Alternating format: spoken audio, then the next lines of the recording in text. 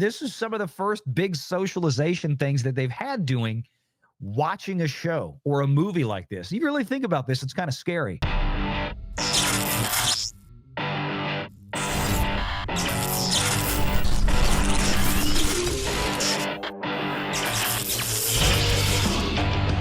Renegade Online. Can Gen Alpha save the box office? According to a new study from NRG, the under 15-year-old crowd loves movie theaters, which represent an exotic and alluring escape to a generation whose upbringing has taken place entirely in front of TV screens and devices and iPhones and iPads, and whose socialization metric has never been anything other than digital. Now, this is a really interesting take, is that you look at things like K-pop Demon Hunters, and you can look, this kid's got a Huntrix hat on. So this was clearly at K-pop Demon Hunters. You look at the kids showing up for Minecraft. You look at the kids showing up this year from Minecraft, K-pop Demon Hunters, even with the Minions thing. They did the dress up in the tuxedos or whatever for Minions a couple of years ago. It's like, this is, which is great. This is becoming a big deal for the younger generation because they're so used to, as they say correctly, I think, socializing through digital means, artificial means, as opposed to face-to-face. If movie theaters are going to be the place to intrigue the younger generation, kids, to go be in person with other people and have in-person physical face-to-face socialization with peers, then I'm all for it if it's at the movie theaters. I think it's great, and it's going to be great for exhibition. And again, maybe this is what Warner Brothers and some other places are trying to play into. So let's read into this one here. They talk about Netflix CEO Ted Sarandos has been waiting years for validation in the movie business. He spent hundreds of millions of dollars chasing an elusive Oscar for Best Picture. And of course, talking about how Netflix just refuses to engage in theaters, but lo and behold, look at the success that they had with K-pop Demon Hunters. The animated musical hit 236 million views this week on Netflix, now the #1 most watched movie on Netflix of all time. It grossed nearly $20 million at the box office during a 2-day multiplex stunt as a sing-along. It became a legitimate theatrical style phenomenon, in addition to the most watched movie ever on Netflix. Yesterday at my kid's back-to-school night, his 4th grade teacher promised a Demon Hunter karaoke party if the class behaved. When she called the movie The New Frozen, the parents laughed in agreement. I said this a couple of weeks ago. I said, this is it. This is what Frozen did 10 years ago now, whatever it was, when the first Frozen movie came out. This is what Frozen did. But Frozen didn't even do it to this level that this movie has done, and it wasn't even in the theaters. It was on Netflix. Netflix is finally stealing from Disney's own backyard, launching an actual family film juggernaut that, if handled correctly, will generate revenue and continue to influence the culture for years. And it did so with an animated musical that Disney would never have made. And in the summer, when the company that invented the family-friendly franchise business flopped so spectacularly with Elio. Now, that's a punishing paragraph here. That's a punishing paragraph from Matt Bellany. I mean, really just chewing Disney apart for this. And he's right. He's 100% right on all of this stuff. And good on him for just making no bones about it. So why did Netflix put Demon Hunters in theaters? I asked this question on Monday and ran through the obvious answers, namely marketing the sing-along version and a flex to show the power of Netflix. But there's something deeper about the appeal of movie theaters to young people who want to legitimize and celebrate their fandom. Something that Netflix, despite having created this phenomenon on its service, knows matters. It raises the question of how much Netflix, in its quest to own the next generation of movie fans, will incorporate theaters and or other real-life experiences into that plan. Now, I think they will. So Bellany's taking a very optimistic view here, and I give the guy credit because, like I said, he knows these players in Hollywood a hell of a lot more than I do or any of us in this audience do or ever probably will. So, you know, maybe he's getting a sense that that Netflix will turn a corner. I said weeks ago, I thought Netflix was going to be forced at some point to do this, mainly because we see a lot of the Hollywood talent. It's not like it was 3 and 4 years ago, where they were more than happy to sell out to streaming for a quick profit, bypassing the theater because there was so much risk. Even though we're not having as good of a summer in theaters as was anticipated, it's still doing pretty darn well. And movies are getting a lot of space, and the revenues are there for these, especially some of these smaller. We're not talking about the $200-400 million productions here, but we're talking about the $40-50 million things like weapons and whatnot. It shows that there's still a very, very strong financial argument for theatrical for most of the movies out there. So if Netflix still wants to get the best of the best and put these things on, they're probably going to have to kowtow to some of the folks out there that will demand theatrical releases. Again, I want to remind everybody, the reason that Netflix did not get weapons, even though they offered a lot more money to Zach Krieger than did Warner Brothers, it was the fact that Warner Brothers was going to promise Krieger a theatrical release. And therefore, Netflix lost it. That was it. So again, and maybe Matt Bellany has something here, albeit from a different angle. To that point, National Research Group, that's NRG that we're talking about here, is about to release a report called Gen Alpha Saves the Box Office? Question. A deep dive on what young people, basically those born after 2010 or 2011, so we're talking about little kids, think about movies and the movie-going experience. And it's got a surprising thesis. Gen Alpha loves movie theaters. I've known this is sort of antithetical to the industry narrative of the past decade. As home TVs have grown larger, streamers have bypassed theaters with original films, and kids have become addicted to phones and iPads, moviegoing has become an outdated institution. As Ted Sarandos of Netflix has said, destined not to disappear entirely, but to steadily lose relevance, studios need to, quote, meet the next generation where they are, people say, and to survive, theaters should start adapting to the preferences of young people, allowing phones and talking and social media and such. I ain't a big fan of that. One recent trial involved an AI chatbot that viewers could interact with through their phones during a screening. But what if it's all misread? My annual surveys of high school kids consistently demonstrate that they prefer movie theaters. And this NRG report on Gen Alpha suggests that movie theaters represent an exotic and alluring escape to the generation whose upbringing has taken place entirely in front of the screens and devices, and whose vehicles for socialization have largely been digital, much more so than for Gen Z or the millennials. Sorry, I'm a Gen Xer. We still love the theaters anyway. But then again, we didn't grow up in like crazy town. If anything, the amount of time that members of Gen Alpha spend staring at their phones and tablets appears to have made them deeply appreciative of those moments that allow them to log off, disconnect, and enjoy the real world company of friends and family, the study reports. Now, this is, I'm gonna tell you, if anybody, I never would have guessed this. I'm genuinely, I'm pleasantly shocked at this. This is something truly awesome. I'm really surprised by this, and it's heartening. It means, okay, then we've got this. You know what? It means that even though they've been glued to iPads and iPhones and whatever else their entire lives, or just about their entire lives, because let's be honest. It's easy for parents just to throw the digital babysitter in front of them, right? This is what kids are doing, watching Bluey on Disney Plus all day. That's it. Disney Plus survives from Bluey, right? Digital babysitter, iPad, iPhone, TV, what have you. As soon as like kids saw something like, oh, I can't watch this on my iPad, I have to go to a theater to see this, but they really, really wanted to see it. And then they got there, and then they realized, oh my God, this is so much fun. This is way more fun with all my friends in the same room watching this and applauding and cheering and doing everything together, as opposed to all of us just sitting in our rooms watching it by ourselves on an iPad. Like for some kids outside of school, obviously, this is some of the first big socialization things that they've had doing, watching a show or a movie like this. You really think about this, it's kind of scary, right?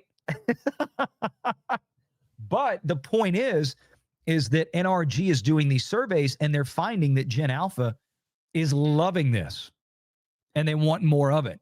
So let's go back to the conversations we had leading up to this point when you've got movies like Superman that were appealing to young male audiences, Gen Alpha. Jurassic World still appeals to those young male audiences. Minions, Minecraft obviously was huge. So you look at it and you go, well, no wonder guys like David Ellison and Paramount are trying to go after Call of Duty and some of this other stuff. They want Street Fighter. Yeah, we can still get the older crowd in here, but we're going to get a lot of this younger crowd in here too. We're going to get the video game kids in here because they want to go to theaters. So I can't wait till this full NRG study comes out. But look, Matt Bellany, good on him. He's able to give us a bit of a preview here. Loving it. Absolutely loving it. That includes going to movie theaters. Let me back up. I'm going to read that last sentence again to make it make sense for the audience. If anything, the amount of time that members of Gen Alpha spend staring at their phones and tablets appears to have made them deeply appreciative of the moments that allow them to log off, disconnect, and enjoy the real-world company of friends and family. That includes going to movie theaters. About 6 in 10 Gen Alpha respondents said that they enjoyed watching movies in the theaters more than at home. 6 in 10. So we're not talking about, oh, wow, 40% of them, 30% of them, which that would have surprised me in some cases.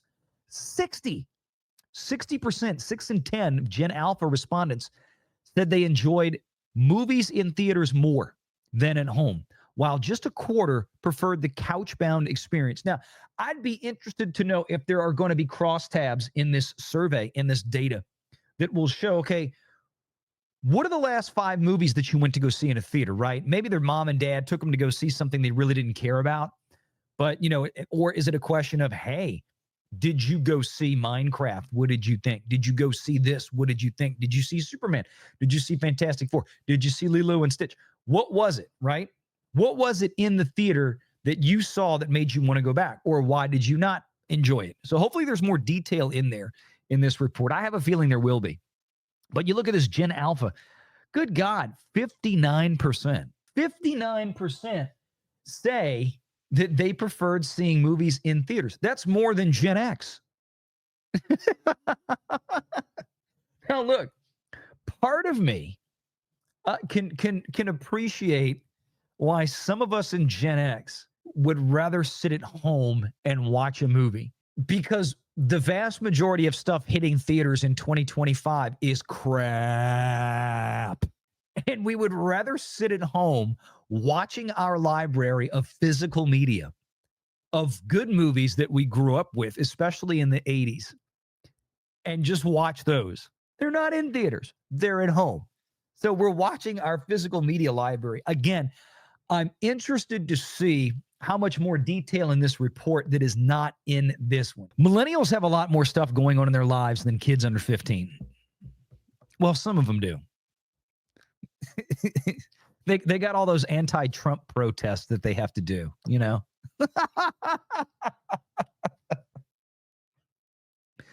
But the demo shift does kind of make sense. Millennials and older Gen Zers spend hours and hours a day in front of the screens, and the allure of a personalized experience is strong because they couldn't always watch whatever video they wanted at whatever time.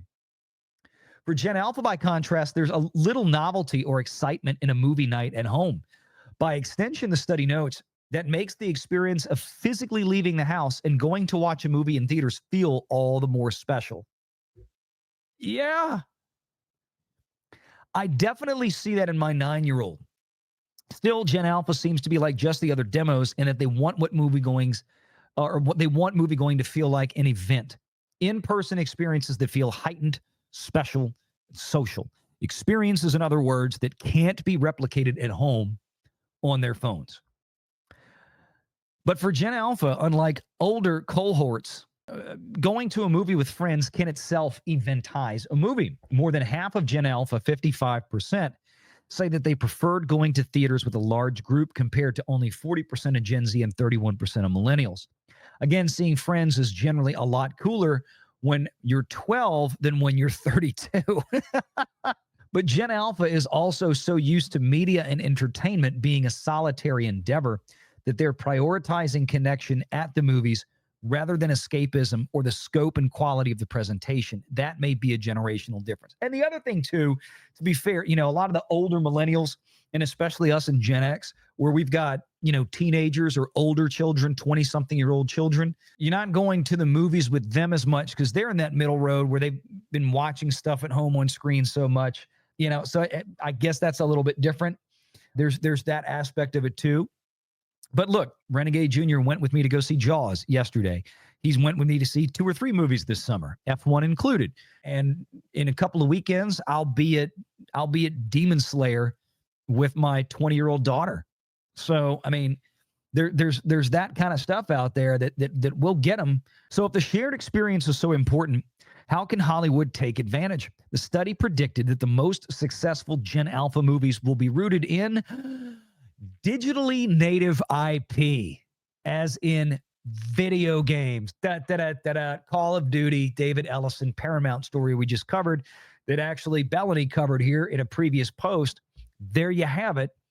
Video games, social gaming platforms like Minecraft and Roblox that leverage community and those whose marketing campaigns help kids to show off their fandom and identity. Here's the Gen Alpha ranking. Roblox, number 1. Now, to be fair, I don't know when this survey was conducted. Probably given the range of data, probably a lot before the recent Roblox stuff happened, or it's not having any impact on the audience. So, again, that's a whole other topic of conversation. Followed by Minecraft, followed by Fortnite, followed by GTA, Pokemon, The Avengers, Mario Brothers, Spider-Man, Lego, Madden, Sonic the Hedgehog, Wicked. Okay. Spider-Verse, UFC, Squid Game, Five Nights at Freddy's. Surprising that's way down there because those movies do pretty well at the box office. Wednesday. Really? Okay. Among Us, Stranger Things, and Batman. So, okay. So Batman is the highest thing on the list besides Spider-Man. Superman doesn't even show up on the list because we always know Batman has always been bigger than Superman. Spider-Man has always been bigger than everything else. Lots of social gaming at the top of the list. Not a lot of traditional Hollywood movie franchises outside the superheroes. And Wicked is likely there because it inspired a vibrant fan community led by social media. Gen Alpha is thinking about movies as cultural moments to be shared. More than 6 out of 10 want to see a new movie on opening weekend, and a plurality say they want to see it in a busy theater. By contrast, only 20% expressed an interest in theatrical experience that involved using their phone. In other words, according to the study, they're actively seeking out the buzz, excitement, and energy of a communal experience. And this is where studios need to really play in hard to the social media side of things, right? You get kids talking about it on social media, Instagram, X, TikTok, whatever. And then you have to take that and leverage that and get them into the store or get them into the theater, right? You've got to get them into the theater from there. So, yeah, I think, and look, K-pop, of course, they bring this up, brings us back to putting K-pop Demon Hunters in theaters. The sing-along was communal, shareable, filled with the energy of a fan base. It's been mobilized online via Netflix. And yet they still wanted to express the fandom in real life. Again, Minecraft, we saw that with. K-pop Demon Hunters, we saw that with. According to the NRG study, here's the percent of respondents, quote, very interested in attending sing-along screenings. Gen Alpha, 29%. Gen Z, 23%. Millennials, 21%.